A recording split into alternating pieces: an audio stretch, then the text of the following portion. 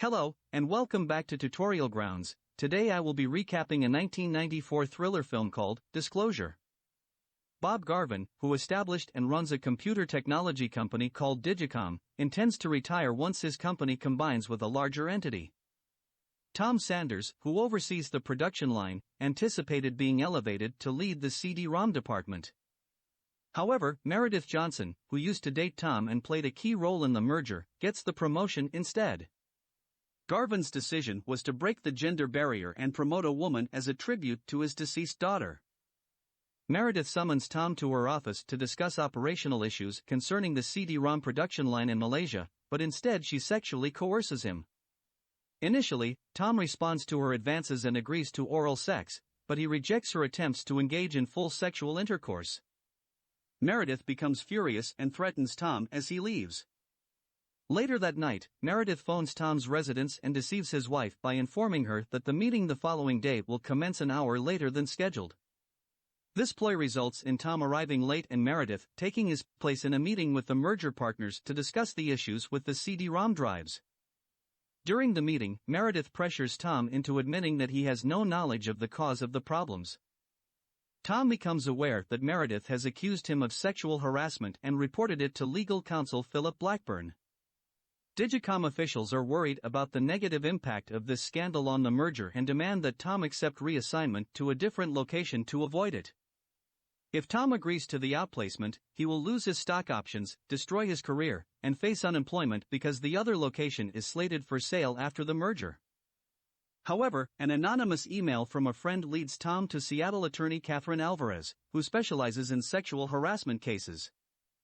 Tom decides to sue Digicom, alleging that Meredith was the one who harassed him, despite the potential consequences of creating conflict with his wife and colleagues. The initial mediation session does not go well for Tom, as a tearful Meredith repeatedly lies and blames him for the situation. Upon discovering a recording of the encounter on Tom's phone records, which proves that Meredith's allegation is false, Garvin realizes that the merger may not succeed without Meredith's involvement. In an effort to keep Meredith, Garvin offers Tom a deal: drop the lawsuit, and he can stay in his current position instead of being transferred. This proposal makes Tom suspicious that Meredith's accusations may not be valid. Tom remembers misdialing a number on his phone during the incident but not hanging up, which resulted in the recording of the event being left on a colleague's voicemail. At the next meeting, Tom plays the recording and discredits Meredith. Digicom agrees to a settlement where Meredith will be discreetly let go following the merger.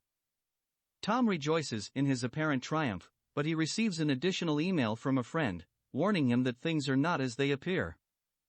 Tom overhears Philip informing Meredith that, despite Tom's win in the sexual harassment case, they will make him appear incompetent at the upcoming merger conference with Garvin's support.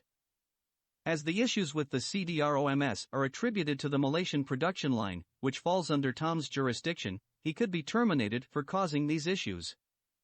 Tom tries to uncover evidence in the company's database, but his access rights have been revoked. He recalls that the merging company's executives have a virtual reality demo machine in a nearby hotel that can access the company's database. As Tom accesses Digicom's records, he discovers that Meredith is erasing them. A Malaysian colleague calls Tom and is able to send him faxes of incriminating memos and videos.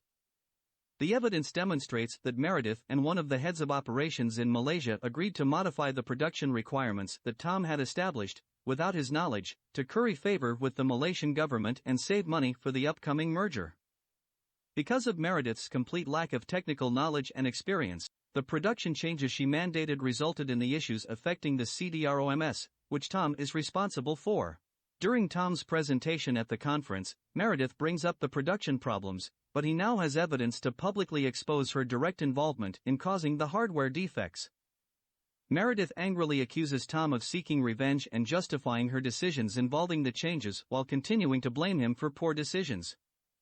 Garvin realizes the extent of her incompetence and is forced to fire her. Garvin announces that the merger is complete and appoints Stephanie Kaplan to head the Seattle operation. Tom is pleased when Kaplan acknowledges his contributions and says she relies on him. Meredith waits for Tom in the office, telling him that she's received several job offers as a headhunter and may return to buy the company out in 10 years. Tom asks her if she has considered that he set her up before leaving with a smile. Tom asks Spencer, Stephanie's son, if he knows the person who sent him the warning messages under the name of Friend. Spencer reveals that he works as a research assistant for Professor Arthur Friend at the University of Washington, who is the one who sent the messages on Stephanie's behalf. Tom realizes that Stephanie had access to Friend's office computer, which allowed her to know all about the CD-ROM issues and Meredith's actions. Tom is relieved and grateful to know that Stephanie was on his side all along, and he happily returns to his position as head of manufacturing. The movie ends here. Don't forget to support the channel by liking the video and subscribing to the channel.